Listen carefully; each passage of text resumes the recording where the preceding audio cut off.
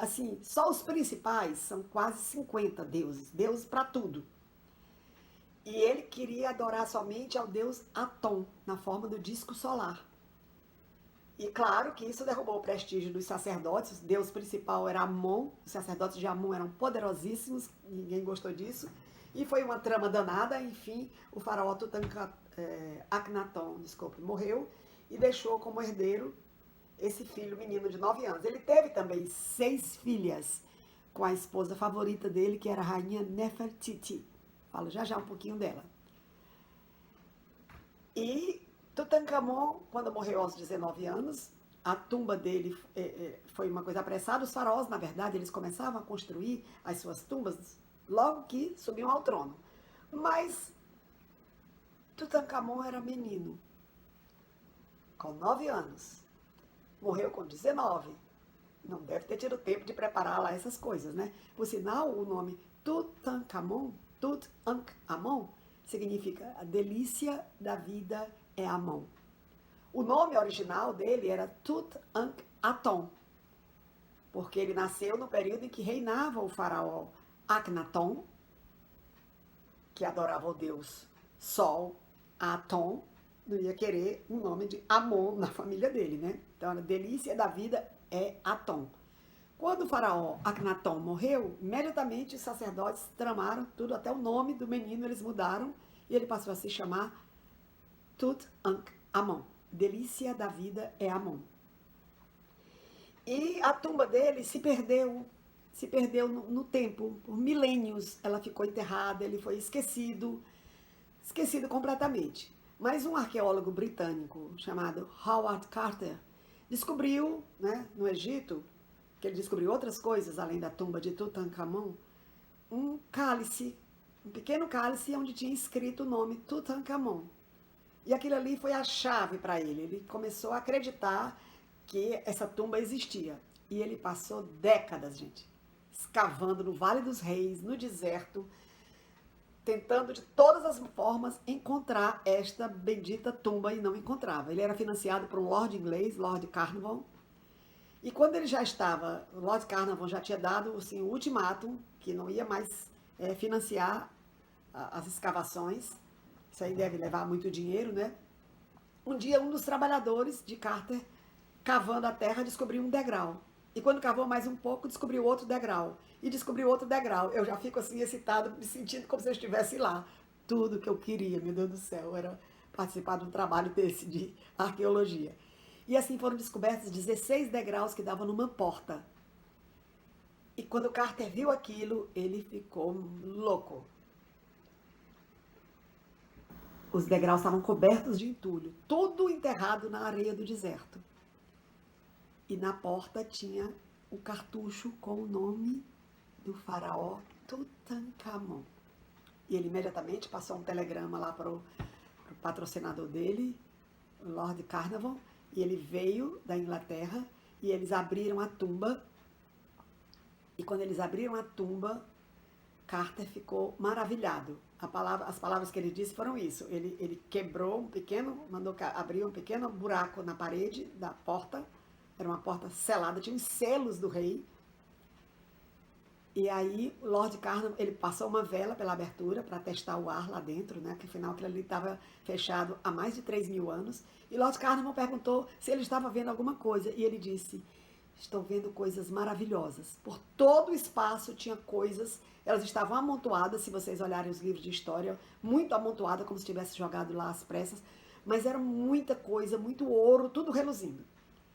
Enfim, eles entraram e foram até a câmara onde estava o faraó. Ele estava enterrado numa série de caixões.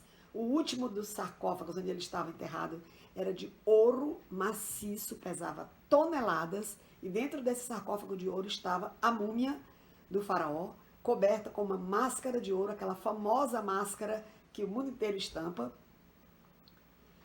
Em todo lugar do corpo dele tinha tesouros. Sobre a múmia tinha um punhal dentro de uma bainha de ouro, o cabo era de ouro, que quando foi retirado, o punhal era ferro. E apesar de estar ali há mais de 3.000 anos, tinha apenas os pouquíssimos pontos de ferrugem. Hoje, com técnicas modernas de inspeção de raio-x, etc., os pesquisadores descobriram que o ferro daquela adaga, daquele punhal, não é simplesmente ferro, era uma combinação de ferro, níquel e cobalto que não existe no planeta Terra, gente. Olha isso.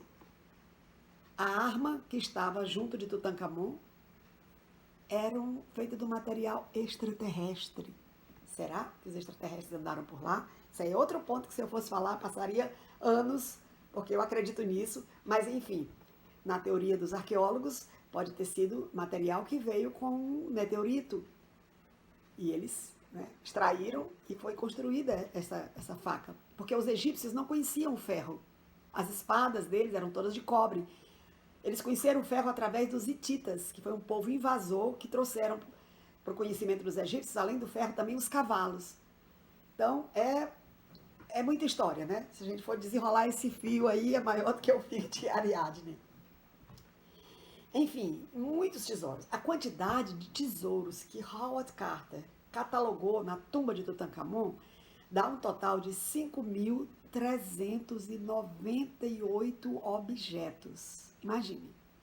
Então, esses objetos, ele passou muitos anos, quase tanto tempo que ele passou procurando a tumba, ele passou para retirar, limpar, catalogar e levar esses objetos para o Museu do Cairo. Não se tem notícia de que Howard Carter nem o seu patrocinador tenham roubado alguma coisa para e levado para Londres. Não se fala nisso na história. Não vou botar minha mão no fogo.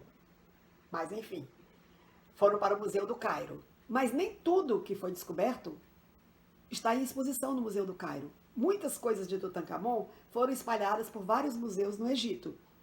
Mas muitos objetos, muitos, nunca foram vistos por ninguém mais, a não ser aquele povo que trabalhou com Carter. Eles estão nos porões do Museu do Cairo. E agora eles serão vistos, gente.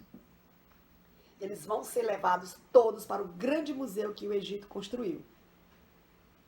Um museu que fica perto das pirâmides de Gizé, que custou $1 bilhão. Então, não só as coisas de Tutankhamon, todos os tesouros vão ser expostos lá, mas eu acredito que todas as outras coisas, porque um museu desse deve ser uma coisa grandiosa demais. Infelizmente, tem alguns objetos egípcios que não vão poder ser mostrados nesse museu, como, por exemplo, a Pedra de Roseta. A Pedra de Roseta foi a chave que o egiptólogo francês Jean-François Champollion usou para decifrar os hieróglifos. Era uma pedra preta enorme que foi descoberta quando Napoleão invadiu o Egito, os soldados lá escavando, bateu no Egito, deu uma topada, descobre alguma coisa, né?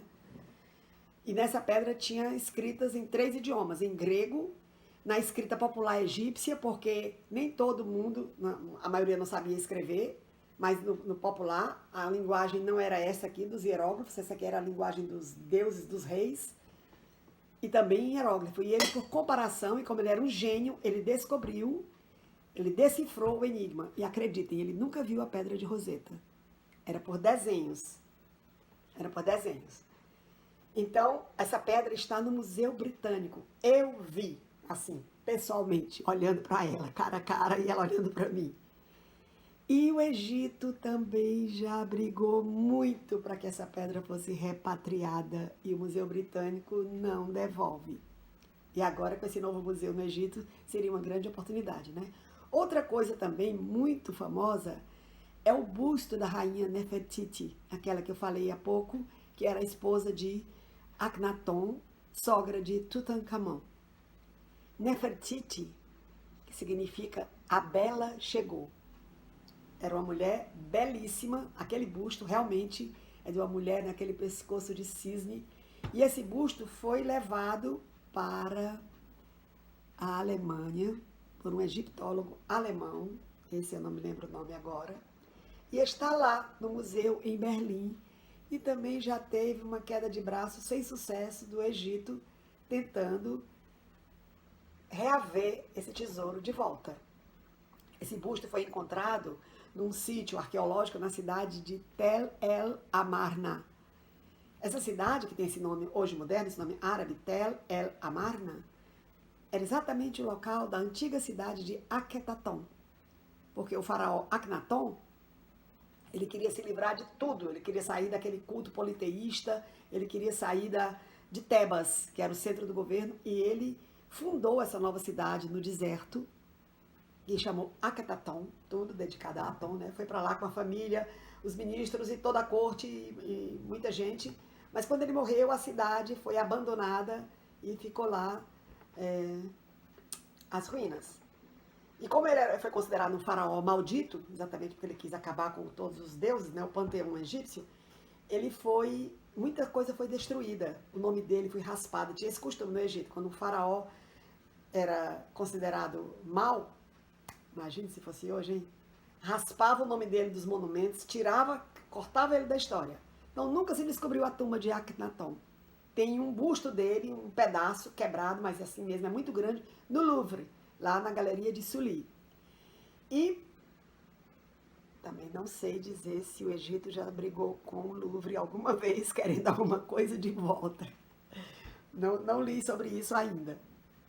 Mas enfim, esse grande e maravilhoso museu era para ser inaugurado agora em abril, por conta dessa pandemia de coronavírus. Evidentemente não foi, mas todos os tesouros do Tutankhamon foram levados para lá, todos os 5.000 e tantos objetos, assim como muitas outras coisas, eu acredito. E eu simplesmente preciso ir lá para ver isso. E eu vou. E quando eu for, a gente toma outro café e eu vou comprar uma caneca lá. E por enquanto, espero que vocês tenham gostado dessa viagem imaginária.